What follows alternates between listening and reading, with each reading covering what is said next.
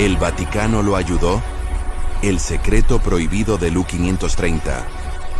Julio de 1945. Mientras el submarino U-530 emergía en Argentina con su carga secreta, en las sombras de la Santa Sede se sellaban pasaportes falsos que cambiarían la historia.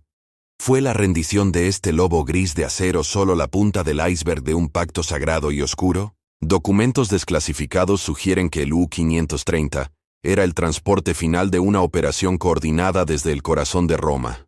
Monjes, espías y maletines llenos de oro nazi que compraron el silencio eterno. Hoy revelamos la conexión entre todos ellos. Lo que vas a escuchar ahora podría desafiar tus creencias más profundas. No te muevas. Capítulo 1. La llegada del fantasma. La mañana del 10 de julio de 1945, el sol de invierno sobre el puerto de Mar del Plata, Argentina, tenía un brillo gélido y revelador. A las 7 de la mañana, los vigías de la base naval argentina detectaron una mancha oscura en el horizonte. No era un barco pesquero, ni un mercante extraviado. Era la silueta inconfundible de un U-boot alemán de la clase 9C, el U-530. Lo que resultaba aterrador no era su presencia física, sino la fecha en el calendario. La Alemania de Hitler se había rendido incondicionalmente hacía más de 2 meses. Berlín era un montón de escombros bajo la bota soviética, y la mayoría de los submarinos de la Kriegsmarine habían sido hundidos por sus propias tripulaciones o capturados por los aliados. ¿Qué hacía este gigante de acero, intacto y desafiante, a miles de kilómetros de su hogar? El capitán de corbeta Otto Wermuth, un oficial de apenas 24 años, comandaba la nave. Al entrar al puerto, no izó la bandera blanca de rendición de inmediato. Maniobró con una precisión que sugería que no estaba perdido, sino que finalmente había llegado a su destino planeado. Cuando las autoridades navales argentinas subieron a bordo, se encontraron con una escena que desafiaba toda lógica militar. El submarino estaba sospechosamente limpio de pruebas. No había bitácoras, no había mapas, y lo más inquietante, los cañones de cubierta habían sido desmontados quirúrgicamente. ¿Por qué un capitán alemán destruiría meticulosamente cada página de su diario de navegación y desmontaría su armamento si su única intención era simplemente sobrevivir al fin de la guerra? La respuesta oficial de Wermuth fue que se habían quedado sin combustible y querían evitar ser hundidos por los aliados en el Atlántico Norte. Pero el análisis técnico del submarino reveló una verdad inquietante. El U-530 tenía combustible suficiente para navegar otras 2000 millas náuticas. No se habían quedado sin opciones. Habían elegido este puerto específico. Este detalle es crucial para entender la conspiración. Argentina, bajo el gobierno de facto de la época, mantenía una neutralidad que escondía profundas simpatías por el eje, alimentadas por una élite católica que veía en el fascismo un muro contra el comunismo.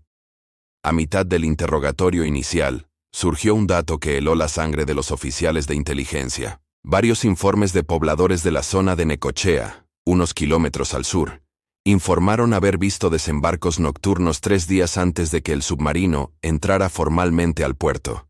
Describieron botes de goma cargados con cajas pesadas y hombres de civil que se perdían en la inmensidad de la pampa.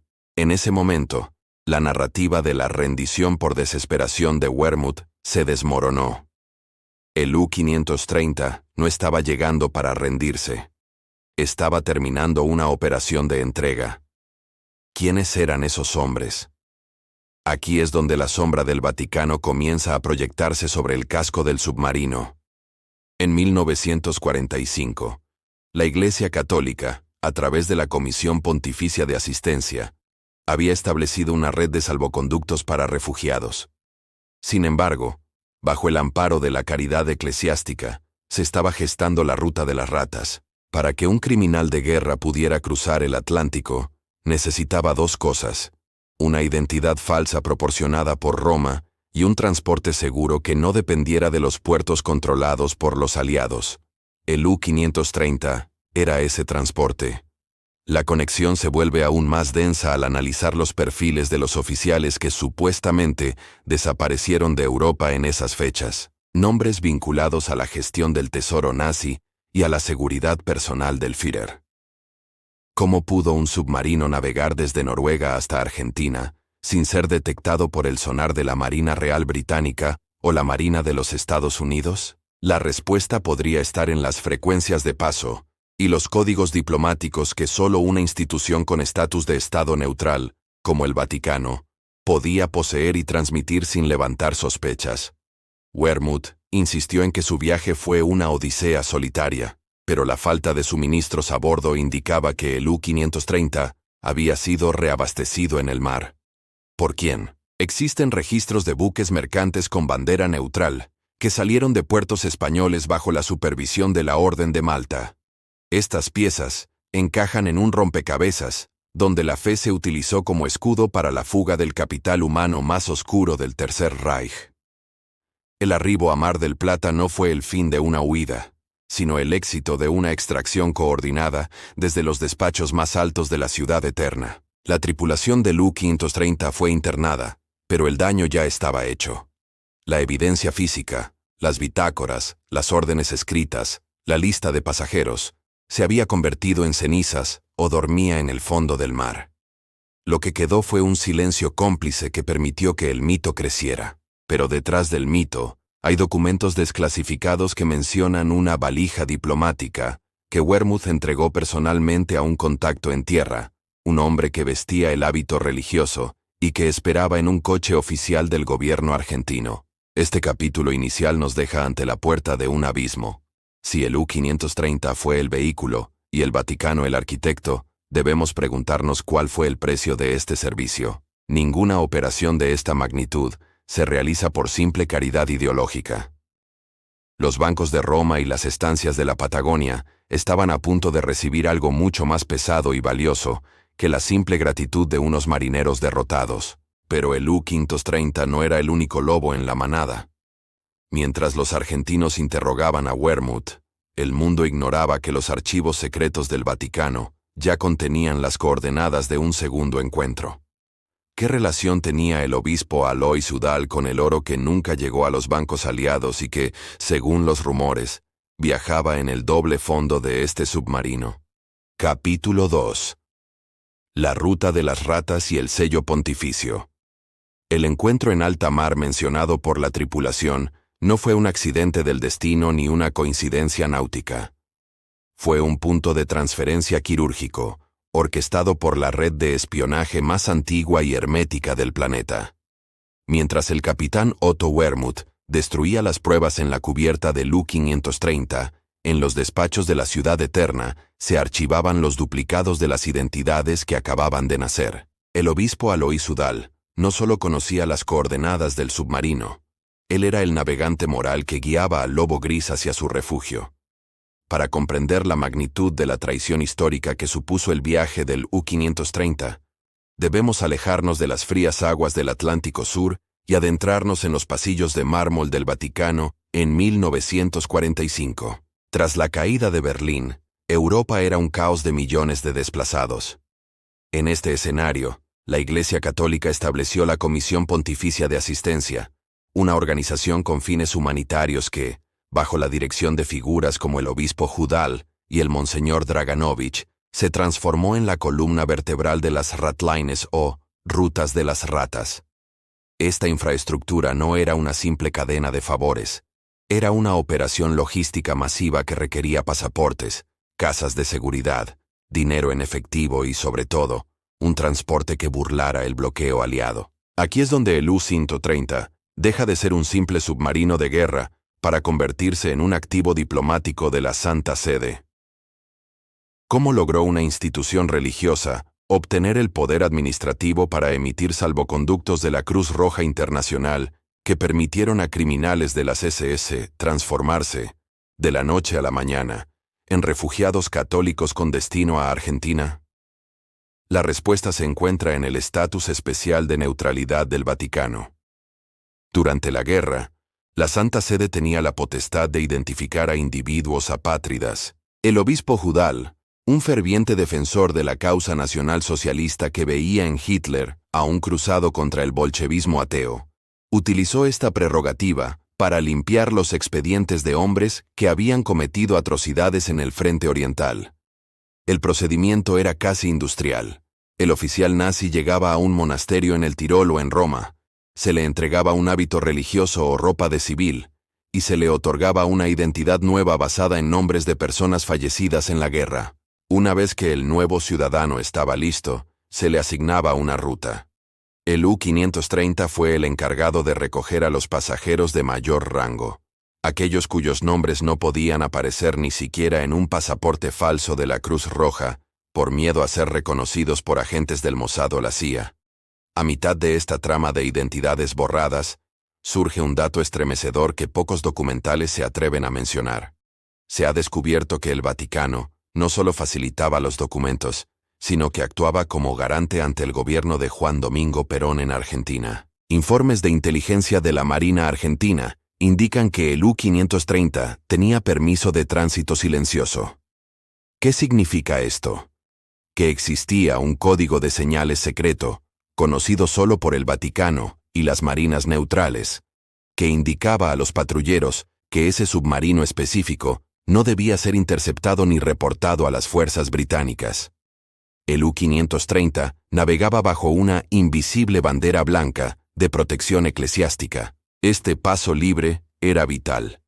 En 1945, el Atlántico estaba plagado de destructores estadounidenses equipados con tecnología de sonar avanzada que habrían detectado al U-530 en cuestión de horas bajo circunstancias normales. Sin embargo, el submarino realizó un viaje de miles de millas náuticas sin emitir un solo reporte de contacto enemigo. Esto solo es posible si los horarios de patrullaje y las rutas de los convoyes aliados fueron filtrados a través de canales diplomáticos. El Vaticano, al ser el centro de información de una red global de parroquias y nunciaturas, poseía la inteligencia necesaria para trazar la ruta del silencio. Pero, ¿por qué el Vaticano arriesgaría su prestigio milenario para salvar a los restos de un régimen derrotado? Para la audiencia mayor de 40 años, la respuesta es clara en el contexto de la Guerra Fría incipiente. El miedo. La jerarquía católica temía que, con la caída de Alemania, el comunismo soviético arrasara con la fe en toda Europa. Salvar a la élite militar nazi era para hombres como Judal preservar un ejército de reserva para la futura Guerra Santa contra Stalin. El U-530 era el arca que transportaba a los oficiales que, en el futuro, asesorarían a los servicios de inteligencia occidentales y a los gobiernos sudamericanos en su lucha contra el marxismo. La vida a bordo del U-530 durante este viaje de escape debió ser un ejercicio de tensión absoluta. 50 hombres confinados en un tubo de metal, rodeados de cajas selladas que contenían archivos secretos de la Gestapo, y según testimonios indirectos de la tripulación, una serie de maletines que pertenecían a la oficina personal de Pío XII. Estos maletines supuestamente contenían correspondencia privada que vinculaba a la jerarquía católica con el financiamiento de empresas alemanas durante la guerra. Si el U-530 hubiera sido hundido por los aliados, no solo habrían muerto marineros alemanes, habrían salido a la superficie secretos que podrían haber provocado el colapso de la institución más poderosa de Occidente. Al llegar a las costas argentinas, la conexión religiosa no terminó. Los desembarcos clandestinos en Necochea y Miramar fueron coordinados por agentes locales vinculados a la Acción Católica y por empresarios alemanes que financiaban monasterios en la zona de Bariloche. El capitán Otto Wermuth, al destruir la bitácora, no solo protegía a su tripulación, protegía el sello de confesión de una operación que involucraba a cardenales y obispos. El submarino fue la herramienta, pero el motor fue una fe desviada hacia el fanatismo político. Cuando el submarino entró finalmente al puerto de Mar del Plata, la farsa estaba completa. Wermuth se entregó como un militar derrotado, pero sus pasajeros más importantes ya estaban en refugios seguros, bajo la protección de sotanas que nadie se atrevería a registrar. El U-530 había cumplido su misión de ser el puente entre el infierno de Berlín y el santuario de la Patagonia.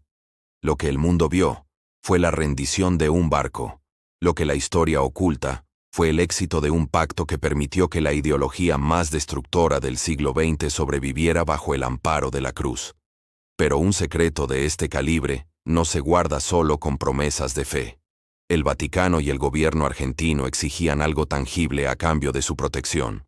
Se dice que en las entrañas del U-530, oculto tras los mamparos del compartimento de torpedos, viajaba el pago final por la libertad, el tesoro de los obispos.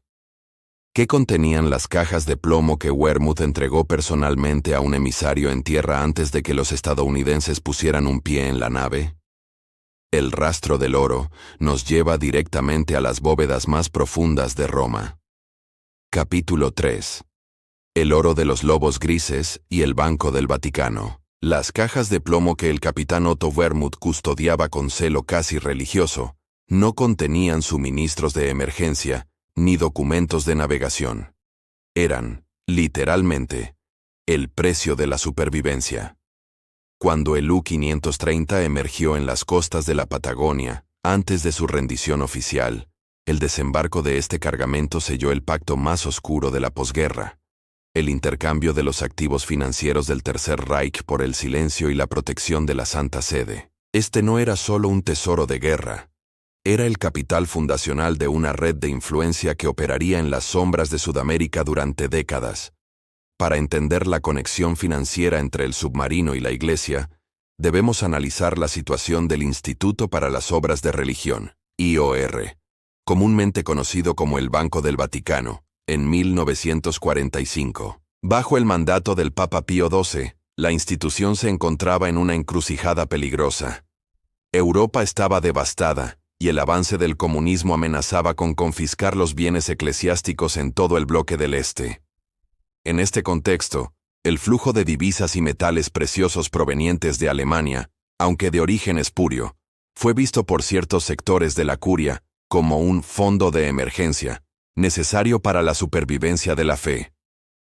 El U-530 se convirtió en el vehículo físico de esta transferencia de riqueza. ¿Cómo es posible que lingotes de oro con el sello del Reichsbank terminaran financiando la construcción de monasterios y colegios católicos en la Patagonia argentina apenas meses después de la rendición de Berlín? La logística del traslado de este tesoro fue una obra maestra de la ingeniería financiera y el espionaje. El oro no viajaba de manera evidente. Los lingotes fueron fundidos en formas que pudieran disimularse como parte de la estructura interna del submarino, o sellados en cajas de plomo, para evitar que los detectores magnéticos de la época, si el submarino era abordado, revelaran la densidad del cargamento. Durante los interrogatorios en Mar del Plata, un suboficial del U-530 mencionó, bajo una presión psicológica extrema, que el submarino había navegado, pesado en la popa, durante todo el trayecto desde las costas de España. Esto confirma que el cargamento era masivo, excediendo por mucho el peso de las provisiones estándar para una patrulla de 2 meses. A mitad de este análisis, surge la figura clave del nexo financiero: el empresario alemán Ludwig Freude. Freude no solo era uno de los hombres más ricos de Argentina y amigo personal del entonces coronel Juan Domingo Perón, sino que también era el principal benefactor de varias órdenes religiosas en el país. Documentos desclasificados de la inteligencia estadounidense sugieren que Freude fue el destinatario de la valija diplomática que Wermuth desembarcó clandestinamente en Necochea. Este dinero, canalizado a través de cuentas en Suiza, vinculadas a la Nunciatura Apostólica, se utilizó para comprar grandes extensiones de tierra en la zona de Bariloche y Villa La Angostura, lugares que se convertirían en el refugio definitivo de los jerarcas nazis. El papel del obispo Alois Udall vuelve a ser fundamental en este capítulo. Udall no solo proporcionaba pasaportes, él negociaba las tasas de donación que los oficiales en fuga debían pagar a la Iglesia para asegurar su lugar en la ruta de las ratas. El U-530 funcionaba como el cobrador de este peaje de sangre. Se estima que el valor del cargamento que el submarino transportó superaba los $100 millones de la época, una cifra astronómica que podía comprar no solo voluntades políticas, sino el silencio eterno de puertos enteros. Este flujo de capital permitió que el Vaticano mantuviera su infraestructura en el Cono Sur, mientras el resto del mundo se hundía en la miseria de la reconstrucción. Para la audiencia mayor de 40 años, habituada a los relatos de intriga financiera, este es el punto donde la historia oficial y la realidad chocan. Nos han dicho que el U-530 se rindió porque no tenía otra opción, pero la realidad financiera sugiere que se rindió solo después de haber vaciado sus bolsillos en los lugares correctos. El oro desembarcado no era para los marineros, era para financiar la creación de empresas de fachada, que durante los años 50 y 60 servirían para lavar el dinero nazi y convertirlo en capital legítimo, bajo el amparo de instituciones católicas. El U-530 fue el origen del milagro económico de muchos asentamientos alemanes en Argentina, un milagro bendecido por el incienso y pagado con el oro de los bancos centrales ocupados de Europa. Sin embargo, el misterio se vuelve aún más denso cuando analizamos la reacción de los aliados. ¿Por qué Estados Unidos no presionó más a la Iglesia para recuperar estos fondos? La respuesta es tan conspirativa como real. La operación Paperclip ya estaba en marcha. Washington estaba más interesado en reclutar a los científicos que viajaban en esos submarinos que en recuperar el oro que, de todos modos, estaba siendo utilizado para combatir la influencia soviética en América Latina. El Vaticano y Estados Unidos se convirtieron en socios silenciosos en este blanqueo de capitales, utilizando el U-530 como el peón necesario en un juego de ajedrez geopolítico mucho más grande. El capitán Otto Wermuth murió llevándose a la tumba los detalles exactos de quién recibió cada caja en la oscuridad de la noche patagónica. Pero el rastro del dinero es imborrable. En 1950, apenas 5 años después de la llegada del submarino, el Banco del Vaticano reportó un incremento inusual en sus reservas de metales preciosos, coincidiendo con la liquidación de varias sociedades anónimas en Buenos Aires que tenían a antiguos oficiales de la Kriegsmarine en sus directorios. El ciclo del oro se había cerrado. Del Reichsbank al U-530, del submarino a la Patagonia, y de la Patagonia a las bóvedas del Vaticano. Todo bajo el sello de la confesión y el secreto de Estado. Lo que hoy vemos como un episodio aislado de la guerra fue, en realidad, el mayor movimiento de capital clandestino de la historia moderna. El U-530 no fue un barco derrotado. Fue la caja fuerte que permitió que la estructura financiera de una ideología vencida se transformara en la influencia económica de una nueva era. Y el Vaticano, con su red global de nunciaturas, fue el único banco del mundo capaz de garantizar que ese dinero nunca fuera confiscado por los vencedores. Pero el dinero y el oro solo sirven si hay alguien con el poder suficiente para reclamar su uso en el futuro. Si el U-530 fue el camión de caudales, ¿quién era el dueño de la llave? Los rumores entre la tripulación sobreviviente apuntan a que una de las cajas de plomo no contenía oro, sino algo mucho más sagrado y peligroso. Los diarios personales de un hombre que el mundo creía muerto en un búnker. Fue el U-530 el encargado de salvar el legado biológico y documental de Adolf Hitler. Capítulo 4. El pasajero de las sombras y el refugio de la fe. La llave de la caja fuerte no era un objeto, sino una persona. Mientras el mundo observaba la humareda sobre el búnker de la Cancillería en Berlín, una operación de extracción sin precedentes se completaba en el puerto de Kirkenes, Noruega. Allí, antes de que el U-530 iniciara su descenso final hacia el Atlántico Sur, un pasajero cuya identidad estaba protegida por el más alto nivel de secreto del Reich y supuestamente avalada por salvoconductos del Vaticano subió a bordo. No era un simple oficial. Era el pasajero cero. Los diarios personales y los documentos que Wermuth custodiaba no eran trofeos de guerra, sino el testamento político de un hombre que necesitaba que el mundo lo creyera muerto para poder seguir viviendo. Para una audiencia que ha crecido cuestionando las versiones oficiales de la historia, la posibilidad de que el U-530 fuera el carruaje de escape de Adolf Hitler o de un jerarca de rango similar como Martin Bormann no es una simple teoría de conspiración.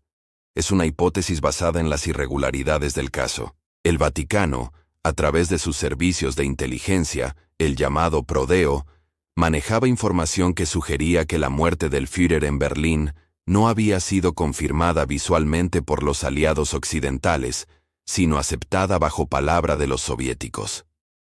Para la Iglesia, un Hitler vivo pero en deuda con la Santa Sede era una pieza de ajedrez infinitamente más valiosa que un mártir caído en el corazón de Europa. Existió una habitación sellada dentro del U-530, construida en el espacio que debían ocupar los torpedos de reserva, diseñada específicamente para transportar a un pasajero VIP durante 60 días de navegación sumergida. Los planos del U-530, un modelo tipo 9C, fueron modificados antes de su última misión. Estos submarinos eran conocidos por su gran autonomía, pero también por su incomodidad. Sin embargo, los testimonios de los marineros capturados en Mar del Plata mencionaban un sector de la nave que estaba permanentemente custodiado por dos hombres que no pertenecían a la tripulación habitual de la Kriegsmarine. Estos individuos vestían uniformes grises sin insignias y no interactuaban con el resto de los marineros. Solo el capitán Wermuth y el médico de a bordo tenían acceso a ese compartimento. La sospecha de que el U-530 transportaba a la cúspide del régimen nazi se refuerza cuando analizamos el papel de los monasterios en la Patagonia como estaciones de recepción para este tipo de carga humana. A mitad de este relato oscuro, surge un testimonio desclasificado de un enfermero de la base naval de Mar del Plata que atendió a la tripulación tras su rendición. Según su informe, que fue rápidamente confiscado por la inteligencia naval argentina, uno de los hombres que bajó del submarino no presentaba los signos típicos de desnutrición o falta de vitamina D, comunes en una tripulación que ha pasado meses bajo el agua. Por el contrario, este individuo mostraba un estado de salud impecable, estaba perfectamente afeitado y vestía una chaqueta de lana civil de una calidad que no existía en la Alemania bombardeada de 1945. Lo más inquietante: el personal de la Marina Argentina recibió órdenes estrictas de no mirar a este hombre a los ojos mientras era escoltado hacia un vehículo negro que esperaba en la pista de aterrizaje de la base. ¿Hacia dónde fue ese vehículo? El rastro nos lleva a las estancias de propiedad alemana en las cercanías de San Carlos de Bariloche, un área que en aquella época era prácticamente un feudo independiente. Muchas de estas propiedades estaban vinculadas a la congregación de los salesianos, quienes históricamente habían tenido una presencia fuerte en la educación y la colonización del sur argentino. El Vaticano, utilizando su red de misiones, proporcionó el refugio de la fe. Bajo la apariencia de retiros espirituales o misiones de caridad, los jerarcas que bajaron del U-530 fueron distribuidos en cabañas de montaña inaccesibles, protegidos por un anillo de seguridad compuesto por antiguos miembros de la División Brandenburg que habían llegado meses antes. Para la audiencia mayor de 40 años, el papel del Vaticano aquí trasciende la logística. Se trata de una cobertura moral. Si un hombre es recibido en un convento, su presencia deja de ser un asunto de seguridad nacional para convertirse en un asunto de derecho canónico y asilo religioso. El U-530 proporcionó el medio físico, pero la Iglesia proporcionó el vacío legal. El capitán Wermuth, en sus diarios de vejez, aludió a menudo a que su misión era de carácter espiritual y político, una frase que solo cobra sentido si entendemos que el pasajero no era solo un líder político, sino el símbolo de una ideología que el Vaticano quería preservar como contrapeso al ateísmo del Este. La conexión se vuelve irrefutable cuando observamos el destino de los objetos personales del pasajero cero. Se dice que el U-530 transportaba una serie de relicarios y objetos esotéricos que Hitler había acumulado, incluyendo piezas que el régimen consideraba que tenían poder místico. El Vaticano, siempre interesado en las reliquias históricas, habría visto con buenos ojos la custodia de estos objetos en territorio neutral. La Patagonia no era solo un escondite, era una nueva base de operaciones, un estado, en el exilio donde la estructura del Reich podía hibernar bajo la protección de la cruz. Pero, ¿qué decía el capitán Wermuth sobre esto? Wermuth fue un hombre de silencios estratégicos. Durante su internación en la isla de Martín García y su posterior entrega a los Estados Unidos, mantuvo la versión de que solo transportaba a su tripulación. Sin embargo, En 1960, tras la captura de Adolf Eichmann por el Mossad, Bermud envió una carta a un antiguo compañero en la que decía: «Si supieran quién caminó por mis pasillos, el mundo se detendría». Esa frase, corta pero demoledora, confirma que el U-530 no fue un submarino de guerra al final de su vida útil, sino un transatlántico de sombras. La presencia de este pasajero VIP explicaría por qué el submarino fue hundido por Estados Unidos apenas 2 años después de su captura. No fue por falta de valor tecnológico, el modelo tipo 9C era muy avanzado. Fue para destruir la escena del crimen biológica. Se dice que antes del hundimiento del U-530 frente a la costa de Massachusetts, equipos especializados del FBI realizaron pruebas de ADN y buscaron rastros de sangre y cabello en el compartimento sellado. Los resultados de esas pruebas permanecen bajo la Ley de Secretos de Estado en Washington, con una fecha de desclasificación fijada para el año 2075.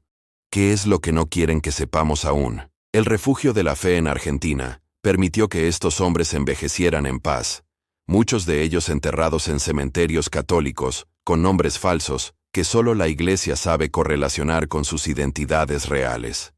El U-530 fue el eslabón perdido entre la caída del búnker y la paz de los lagos andinos. Fue el instrumento de una fuga que contó con la bendición silenciosa de quienes, en nombre de Dios, decidieron que algunos hombres eran demasiado importantes para ser juzgados por los hombres. Pero un secreto de tal magnitud siempre deja una huella científica. Si el U-530 transportó a la élite, no solo se movieron personas y oro, se movió tecnología. Se dice que en la última parada del submarino en la costa argentina, antes de rendirse, se descargaron planos y prototipos de una tecnología que el Vaticano consideraba de origen divino o extraterrestre. Fue el U-530 el encargado de trasladar los planos del Campana, Die Glocke, hacia la mítica base 211 en la Antártida. El siguiente capítulo nos llevará al borde del hielo eterno. Capítulo 5. El enigma de la Antártida y la base 211. El desembarco en las costas de la Patagonia no fue el final del trayecto para el contenido más sensible del U-530. Según informes de inteligencia naval cruzados entre Argentina y Estados Unidos, el submarino realizó una incursión mucho más profunda hacia el sur antes de enfilar hacia Mar del Plata. El pasajero cero y los planos de la tecnología denominada Die Glocke, la campana, tenían un destino final que no figuraba en ningún mapa civil, la base 211, en la región de Nueva Suabia, en la Antártida. El U-530 no fue solo un transporte de escape, sino el último mensajero de una colonia científica que la jerarquía del Vaticano consideraba la Arca de la Alianza de la nueva era tecnológica.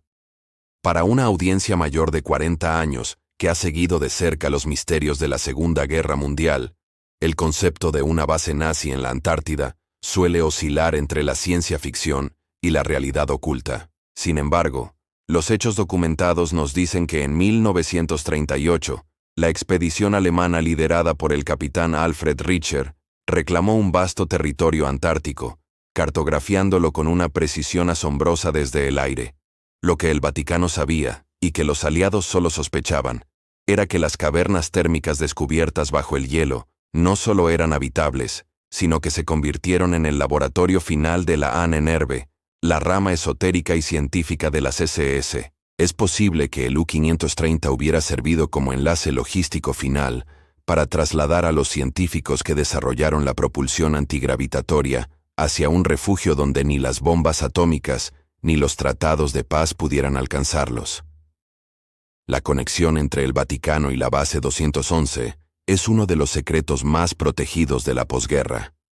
La Iglesia, a través de la Orden de los Jesuitas, siempre ha tenido un interés profundo en la astronomía y las ciencias fronterizas. Informes desclasificados sugieren que el U-530 transportaba a bordo instrumentos de navegación estelar y cronómetros de alta precisión que no pertenecían al equipo estándar de la Kriegsmarine. Estos instrumentos eran vitales para navegar en las zonas de anomalía magnética del Polo Sur.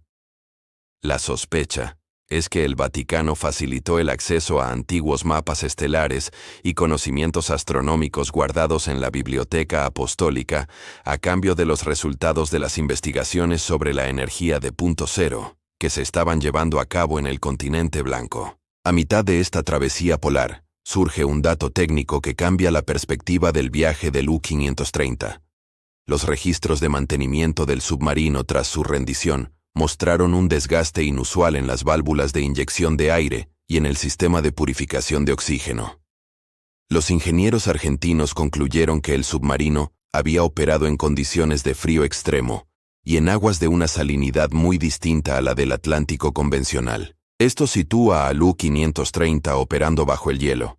Fue este submarino el encargado de entregar el sello de Salomón, un dispositivo esotérico que, según la mitología nazi, era necesario para activar cierta tecnología antigua descubierta en la Antártida. El capitán Otto Wermuth, en sus interrogatorios, fue consultado sobre una supuesta parada en el hielo. Su respuesta fue un silencio hermético, pero los diarios de algunos marineros mencionaban haber visto luces que no eran auroras y estructuras que parecían entradas de túneles en paredes de hielo verticales. Si el U-530 llegó a la base 211, su misión era garantizar que el legado científico del Reich no fuera destruido ni capturado por los soviéticos. El Vaticano actuó como el fideicomisario de este conocimiento, asegurando que la tecnología no cayera en manos ateas, prefiriendo que quedara oculta bajo el hielo o en manos de una élite oculta en Sudamérica. Para la audiencia que busca respuestas profundas, el misterio de la Antártida explica por qué Estados Unidos lanzó la Operación High Jump en 1946, apenas un año después de la rendición del U-530. El almirante Richard Byrd lideró una flota de guerra masiva hacia el Polo Sur con el pretexto de una misión científica, pero regresó meses antes de lo previsto con bajas considerables y declaraciones inquietantes sobre objetos voladores que podían viajar de polo a velocidades increíbles. ¿Estaba Byrd buscando lo que el U-530 acababa de entregar? La conexión es directa. El U-530 dejó las piezas del rompecabezas, y Byrd fue enviado a intentar recuperarlas por la fuerza. El papel del Vaticano en esta fase fue el de mediador de información. Se dice que el Papa Pío XII recibió un informe detallado sobre la viabilidad de la base 211 a través de canales diplomáticos argentinos. La Iglesia veía en este enclave una suerte de reserva de la civilización occidental ante la inminente amenaza nuclear. El U-530 no solo fue un barco de escape, fue el último cordón umbilical que unió la Europa moribunda con el nuevo refugio tecnológico del sur. Esta red de protección explica por qué, incluso hoy, los vuelos sobre ciertas áreas de la Antártida están restringidos y por qué el Vaticano mantiene uno de los observatorios astronómicos más avanzados del mundo, el telescopio VAT, buscando en los cielos lo que sus aliados ocultaron bajo el hielo. La logística de este viaje fue un milagro de la navegación. El U-530 debió atravesar los 40 bramadores y los 50 furiosos, las zonas de navegación más peligrosas del planeta, con una carga que lo hacía inestable. Solo un conocimiento profundo de las corrientes, posiblemente proporcionado por antiguas cartas náuticas del Archivo Secreto Vaticano, pudo permitir que un submarino de su clase sobreviviera. Al regresar de la Antártida hacia Mar del Plata, para rendirse, el U-530 ya era una cáscara vacía. Lo importante, lo tecnológico y lo sagrado, ya estaba a salvo, ya fuera en las estancias de la Patagonia o en los búnkeres de hielo de Nueva Suabia. Este capítulo nos obliga a reconsiderar la rendición de Wermuth. No fue el acto de un capitán derrotado, sino el de un oficial que ha completado la misión más importante de su vida y que entrega su nave como una distracción final. Mientras los aliados se peleaban por los restos del acero del U-530, el conocimiento que éste transportó comenzaba a infiltrarse en los programas espaciales y de defensa de la posguerra, a menudo bajo la supervisión silenciosa de hombres vinculados a la Iglesia y a la inteligencia militar. El enigma de la Antártida sigue vivo. Las coordenadas que el U-530 visitó son hoy zonas de exclusión. Pero la pregunta permanece: Si la tecnología fue entregada, ¿quién la controla hoy?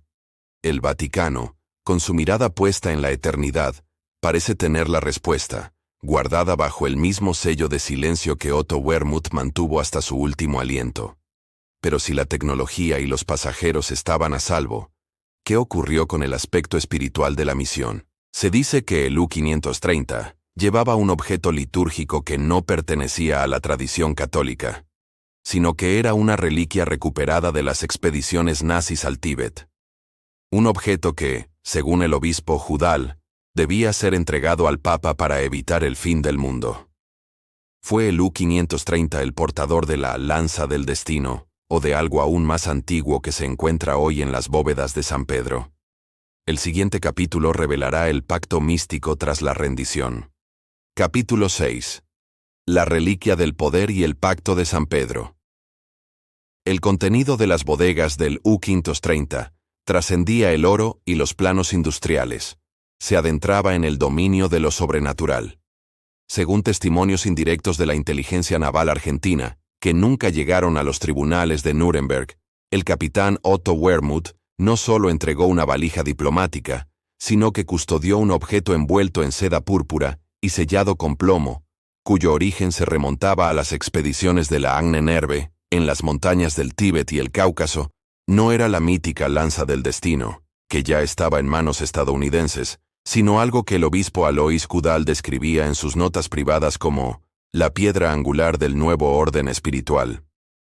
Un objeto que, según el pacto de San Pedro, debía ser custodiado por la Iglesia para evitar que cayera en manos de las potencias materialistas del Este o el Oeste. Para una audiencia de más de 40 años, que comprende que la Segunda Guerra Mundial fue tanto una guerra de ideologías como de misticismo, la conexión entre el U-530 y los objetos de poder es la pieza que explica la desproporcionada protección que recibió el submarino. El Vaticano, a través de sus archivos secretos y sus órdenes místicas, siempre ha rastreado objetos que se consideran canales de influencia sobre la voluntad humana. Los nazis, en su búsqueda de la supremacía, habían saqueado Europa y Asia buscando estas reliquias. Sin embargo, al final de la guerra, el riesgo de que la Unión Soviética, un estado oficialmente ateo, capturara estos objetos era inaceptable para la Santa Sede.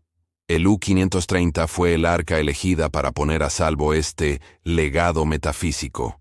Fue el U-530 el encargado de trasladar el legendario Tesoro de los Cátaros, o las crónicas originales de la Sociedad Thule, entregándolos al Vaticano como garantía de que la historia oculta de la raza aria no fuera borrada por los vencedores. La logística de este traslado fue coordinada por el monseñor Giuseppe Siri, quien años después sería una figura central en el Vaticano. La inteligencia argentina detectó que, tras el desembarco clandestino del U-530 en las costas de Río Negro, un emisario de la Nunciatura Apostólica viajó de incógnito hacia el sur. No buscaba a los tripulantes, buscaba el contenedor sellado. Este objeto, según informes del MI6, recientemente desclasificados, contenía lo que los nazis llamaban el Sol Negro, un artefacto de origen desconocido que supuestamente servía para canalizar energías telúricas. El Vaticano, con su milenaria experiencia en el manejo de lo inexplicable, era el único lugar en la Tierra donde tal objeto podía ser neutralizado o preservado lejos de los ojos de la ciencia moderna. A mitad de esta revelación mística, surge un documento que cambia las reglas del juego.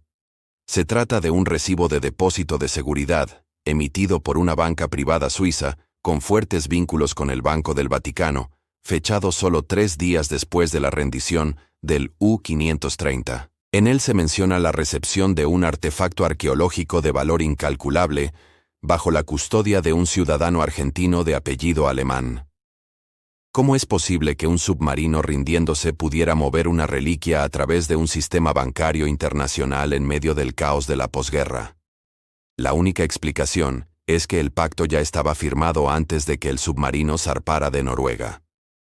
El Vaticano garantizaba la supervivencia de los oficiales del U-530, a cambio de que la Iglesia se convirtiera en la guardiana de estos secretos prohibidos. El capitán Wermuth, en sus interrogatorios, Fue consultado sobre cajas que contenían tierra sagrada y objetos de culto no cristianos. Wermuth simplemente respondió: «Servimos a un propósito que ustedes no pueden comprender». Esta respuesta refleja la mentalidad de una élite que no se veía a sí misma como derrotada, sino como transferida. El U-530 no era una nave de guerra al uso. Era una procesión religiosa bajo el mar.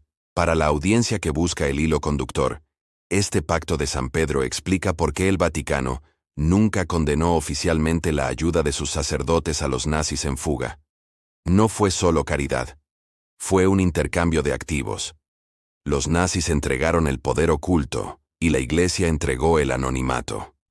Este capítulo de la historia nos lleva a las profundidades de las bóvedas vaticanas. Se dice que hoy, en un sector restringido del archivo apostólico, existe una caja marcada con el número de serie del U-530. Dentro no hay oro, sino crónicas que detallan encuentros con entidades durante las expediciones de la Ahnenerbe y planos de la cosmogonía glacial de Hörbiger. El Vaticano, que siempre ha tenido una visión milenaria de la historia, decidió que el mundo no estaba listo para la verdad que el U-530 transportaba. Prefirieron enterrar el conocimiento bajo el dogma y la seguridad eclesiástica antes que permitir que el bloque comunista lo usara para subvertir el orden espiritual del mundo. Para los investigadores de lo épico, el U-530 es el equivalente moderno de los barcos que trajeron las reliquias de Tierra Santa durante las cruzadas. La diferencia es que esta vez, la reliquia no era un hueso de santo, sino una tecnología o un conocimiento que desafiaba la realidad misma. El silencio de la tripulación no fue solo por lealtad militar, fue por temor reverencial. Sabían que lo que habían transportado era más importante que sus propias vidas, o que el propio Tercer Reich. Habían servido al Pacto de San Pedro, una alianza de conveniencia entre el poder temporal de la esvástica y el poder eterno de la tiara papal. Al finalizar la misión y hundirse el submarino años después, el secreto quedó dividido. Argentina se quedó con los hombres. Estados Unidos se quedó con el acero. Pero el Vaticano se quedó con el alma de la misión. Esta división fue calculada para que ninguna potencia tuviera el cuadro completo. El U-530 fue el sacrificio necesario para que el misterio persistiera. El capitán Wermuth, al final de su vida, se volvió un hombre profundamente religioso, confesándose con frecuencia con un sacerdote alemán en el sur de Chile. Buscaba perdón o simplemente se aseguraba de que el hilo con Roma nunca se cortara. La reliquia del poder sigue siendo el gran enigma. Si el U-530 la entregó, el equilibrio del mundo cambió en 1945 sin que nadie lo notara. Las guerras que siguieron, la carrera espacial y los secretos de la Guerra Fría pueden haber sido influenciados por lo que salió de aquel compartimento de torpedos. El Pacto de San Pedro aseguró que la historia oficial fuera una distracción, mientras que la historia real, la épica y misteriosa, quedaba bajo llave en la ciudad eterna, esperando un tiempo en el que la humanidad fuera capaz de soportar la luz de este conocimiento prohibido. Pero un secreto tan grande no puede ser contenido para siempre, ni siquiera por el Vaticano. Existen informes de que el pasajero Cero, antes de ser ocultado en la Patagonia, dejó una serie de coordenadas grabadas en el interior del casco del submarino, coordenadas que no apuntaban a la Tierra sino al cielo. ¿Fue el U-530 el vínculo con una inteligencia no humana que los nazis contactaron y el Vaticano juró ocultar? El siguiente capítulo nos llevará a la frontera entre la historia y el espacio exterior. Capítulo 7. La conexión celeste y los archivos de la Ahnenerbe.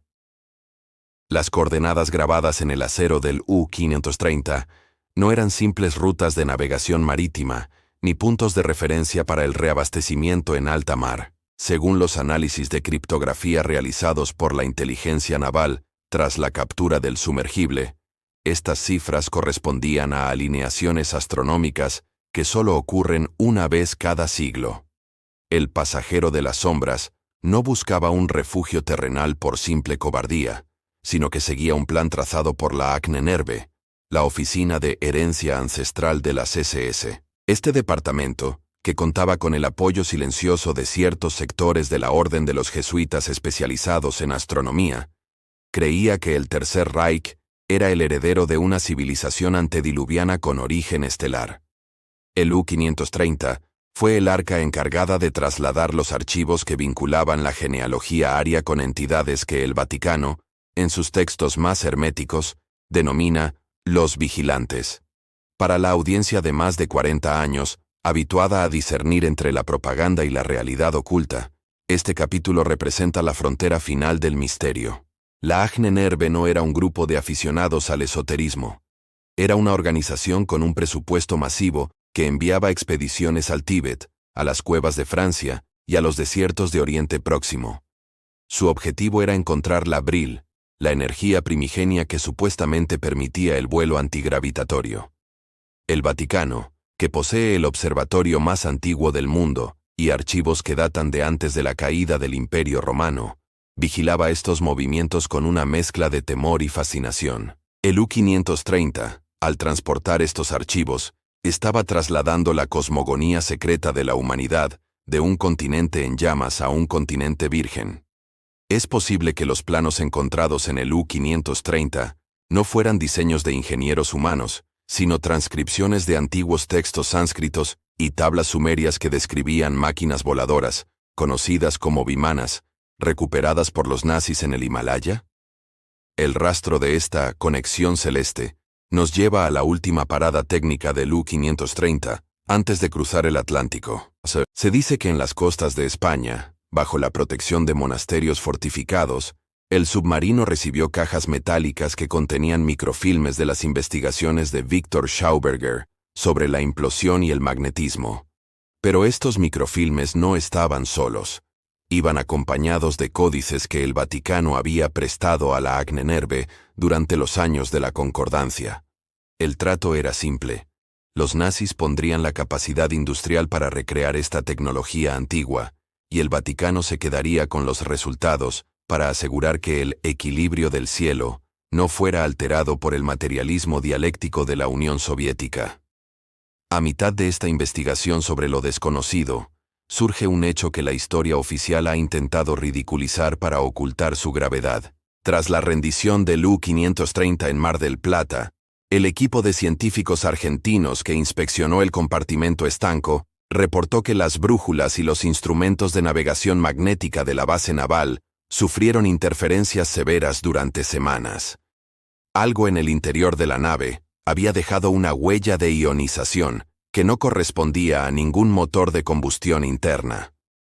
Fue el U-530, el transporte de un motor de mercurio rojo, la base de la tecnología de la campana, Die Glock. Si este motor fue desembarcado en la Patagonia, la Argentina de Perón no solo recibió refugiados, recibió la llave para la supremacía tecnológica del siglo XXI, una llave que el Vaticano juró supervisar a través de sus agentes en la Universidad Católica y el Consejo Nacional de Investigaciones. El capitán Otto Wermuth, en sus declaraciones más crípticas, mencionó que durante el viaje tuvieron que realizar maniobras de desvío, no para evitar destructores enemigos, sino para seguir lo que él llamó senderos de energía en el océano. Esta terminología, más propia de un místico que de un oficial de la Kriegsmarine, sugiere que el U-530 utilizaba una cartografía esotérica que el Vaticano había preservado desde la época de los templarios. El océano no era solo agua para ellos, era una red de corrientes electromagnéticas que permitían al submarino viajar a velocidades y profundidades que la física oficial de 1945 consideraba imposibles. Para los buscadores de la verdad épica, este capítulo explica por qué el Vaticano ha mostrado un interés tan desproporcionado en el fenómeno de los objetos voladores no identificados, ovnis, desde finales de la década de los 40. No buscaban extraterrestres en el sentido moderno. Buscaban los rastros de la tecnología que ellos mismos ayudaron a ocultar a través de la ruta del U-530. La conexión celeste implica que el Tercer Reich no desapareció, sino que se transformó en una entidad tecnológica subterránea y polar, protegida por el silencio eclesiástico. Los archivos de la Ahnenerbe, que viajaban en el submarino contenían las fórmulas para la manipulación del tiempo y el espacio, conocimientos que el Vaticano considera tecnología de los ángeles caídos. Al llegar a Argentina, estos archivos no fueron entregados a los militares argentinos, sino a un comité de expertos alemanes que operaban bajo la fachada de la Sociedad Argentina de Estudios Lingüísticos, una cobertura común para la Ahnenerbe en el exilio. Este grupo tenía una línea directa de comunicación con la Nunciatura Apostólica en Buenos Aires. Cada vez que un avance científico se lograba en los laboratorios secretos de la Patagonia, un informe viajaba hacia Roma. El Pacto de San Pedro se extendía así, más allá de la protección de personas. Se convertía en una gestión conjunta del conocimiento prohibido. El U-530 fue el eslabón necesario para que la ciencia sagrada de los antiguos no pereciera en el incendio de Berlín. El destino final de los archivos es hoy el mayor secreto de la inteligencia argentina. Se dice que tras la caída de Perón en 1955, comandos especiales de la Iglesia recuperaron las cajas originales del U-530 y las trasladaron a una base secreta en las estribaciones de los Andes, cerca de un lugar conocido como el Valle de los Gigantes. Allí, bajo la custodia de monjes silenciosos que poseen doctorados en física teórica, el legado de la Ahnenerbe espera el momento de su revelación. Wermuth, antes de morir, escribió en una nota que fue interceptada: «El cielo se abrirá cuando el lobo gris regrese de la montaña». Una metáfora que alude al resurgimiento de esta tecnología bajo una nueva bandera, posiblemente una que combine la cruz y el conocimiento ancestral. Este capítulo nos obliga a mirar más allá del acero y el oro. El U-530 fue una misión de transporte de información genética y tecnológica. La conexión celeste es la prueba de que la guerra no fue ganada por las democracias occidentales, sino que fue negociada por una élite que entendió que el futuro no pertenecía a quien tuviera más tanques, sino a quien poseyera las llaves del cielo, y el Vaticano, con su paciencia milenaria, se aseguró de ser el portero de esa entrada, utilizando al U-530 como su mensajero más fiel. Pero si los planos y los archivos fueron puestos a salvo, queda una última incógnita que hiela la sangre de los historiadores. Se dice que el U-530 no solo traía planos, sino que en sus últimas cajas, protegidas por campos magnéticos, viajaba el ADN de un linaje que la Iglesia considera divino. ¿Fue el submarino el encargado de trasladar el código genético para el renacimiento de una nueva humanidad en el sur? El siguiente capítulo revelará el legado final y la despedida épica de esta travesía por las sombras. Capítulo 8. El legado de las sombras y el juicio de la historia. El contenido final de las cajas custodiadas por Otto Wermuth no era mineral ni documental. Era biológico. Los informes más restringidos de la inteligencia argentina, cruzados con filtraciones de los archivos del Vaticano, sugieren que el U-530 transportaba el proyecto Génesis del Tercer Reich. No se trataba solo de salvar a un líder, sino de preservar un linaje genético que la Ahnenerbe consideraba purificado mediante procesos que la ciencia de la época apenas empezaba a comprender. El submarino fue el útero de acero que trasladó el código genético de una élite destinada a reaparecer cuando el mundo estuviera listo para su regreso. El Vaticano, conocedor de las profecías sobre el linaje del gran monarca, o el último emperador, aceptó custodiar este legado bajo el amparo de sus instituciones en la Patagonia, asegurando que la semilla del Reich no fuera exterminada, sino sembrada en el suelo virgen del sur. Para nuestra audiencia, que entiende que la historia no se escribe con tinta sino con sangre y poder, el destino final del U-530 es la prueba de que la guerra nunca terminó realmente, solo cambió de forma. Tras la rendición en Mar del Plata, el submarino fue entregado a la Marina de los Estados Unidos. Los estadounidenses, en lugar de exhibirlo como un trofeo o preservarlo como una maravilla de la ingeniería naval del tipo 9C, tomaron una decisión radical. En 1947, el U-530 fue llevado a alta mar frente a las costas de Massachusetts y utilizado como blanco de práctica para un torpedo del submarino estadounidense USS Toro, fue enviado al fondo del océano en un acto de sepultura tecnológica. ¿Por qué las potencias vencedoras tenían tanta prisa por destruir físicamente al U-530, en lugar de interrogar a fondo a su estructura, si no era para borrar los rastros químicos y biológicos de lo que realmente había transportado? La respuesta es que el U-530 era una escena del crimen que involucraba a demasiadas instituciones. Si el submarino permanecía a flote, existía el riesgo de que investigadores independientes o espías soviéticos encontraran restos del ADN, rastros de la carga radioactiva o las inscripciones esotéricas que vinculaban al Vaticano con la fuga nazi. Al hundirlo, los aliados y la Santa Sede sellaron un pacto de silencio. El acero del lobo gris ahora descansa en la oscuridad abisal, pero el legado que depositó en Argentina sigue vivo. Se dice que en ciertas zonas de la provincia de Río Negro y Chubut existen comunidades cerradas donde los descendientes de aquellos pasajeros de las sombras mantienen vivas las tradiciones y los conocimientos que Wermuth trajo en sus bodegas. A mitad de este cierre histórico, surge una revelación que pone en duda todo lo que creemos saber sobre el equilibrio de poder actual. En la década de los 70, un exoficial de la inteligencia argentina, en su lecho de muerte, confesó que el oro del U-530 no se gastó en lujos, sino en la compra de voluntades para la creación de un Estado dentro del Estado, en la Patagonia. Este enclave, protegido por la Iglesia y financiado por el tesoro que el submarino desembarcó, habría servido para desarrollar investigaciones que hoy llamaríamos biotecnología avanzada. El Vaticano, según esta confesión, recibe anualmente diezmos tecnológicos de estas colonias ocultas, lo que explica la capacidad de la Santa Sede para mantenerse siempre un paso por delante en la comprensión de los cambios globales.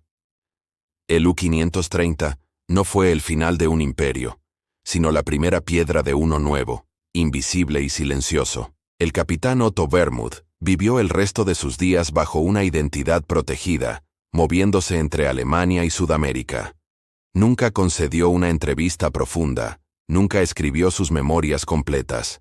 Su lealtad no era hacia un partido político, sino hacia el pacto que firmó en las sombras de la ciudad eterna. Para la audiencia de más de 40 años, este es el juicio definitivo de la historia. La realidad es un teatro donde los barcos que se hunden son solo distracciones para los tesoros que logran desembarcar. El U-530 cumplió su misión con una eficiencia aterradora. Salvó el capital, salvó la tecnología, salvó el linaje, y compró la complicidad de la única institución que ha sobrevivido a todos los imperios de la Tierra. Hoy, cuando miramos las fotos del U-530 entrando a Mar del Plata, no debemos ver a una tripulación derrotada. Debemos ver a los portadores de un secreto que todavía rige parte de nuestro mundo. La conexión entre el Vaticano y el Tercer Reich, mediada por este submarino, es el recordatorio de que en las altas esferas del poder, la ideología es secundaria frente a la supervivencia del conocimiento prohibido. El lobo gris no murió. Simplemente se sumergió en la historia para emerger en forma de influencia, dinero y secretos que solo unos pocos elegidos pueden descifrar. El juicio de la historia sobre el U-530 debe ser implacable. No fue un acto heroico, fue una operación de extracción coordinada por el cinismo político y la ambición mística. Pero para el amante de los relatos épicos, es también una lección de estrategia. En un mundo que se caía a pedazos, un grupo de hombres logró cruzar el océano más vigilado de la historia, con el cargamento más peligroso del siglo. Ese hecho, por sí solo, eleva al U-530 al panteón de las leyendas negras de la humanidad. La historia que nos han contado es un velo, una cortina de humo diseñada para que no miremos hacia las profundidades del Atlántico Sur, ni hacia las bóvedas de la ciudad eterna. Pero los ecos del sonar del U-530 siguen resonando para aquellos que tienen el valor de escuchar. El lobo gris cumplió su destino. Entregó el oro, protegió al pasajero y selló el pacto sagrado que permitió que la sombra del Reich sobreviviera bajo el amparo de la fe. Si este viaje por las profundidades del misterio y la traición histórica ha despertado en ti la sed de verdad, No permitas que este relato termine aquí. Este canal vive de la búsqueda de lo prohibido, de la épica que los libros escolares intentan censurar. ¿Crees que el Vaticano todavía custodia hoy los secretos que Wermuth desembarcó en 1945? ¿O crees que la tecnología de Lu-530 es la que realmente impulsa los avances que hoy nos ocultan? Suscríbete ahora a Relatos Históricos Épicos. Activa la campana para que no te pierdas nuestra próxima incursión en los secretos de la Operación High Jump, y dale un me gusta rotundo si crees que la historia oficial es solo una mentira bien contada. Responde en los comentarios. ¿Fue el U-530 la salvación de un linaje sagrado o la mayor traición de la Iglesia a la humanidad? Los leo a todos, porque solo juntos podremos desenterrar la verdad. Nos vemos en el próximo relato de las sombras.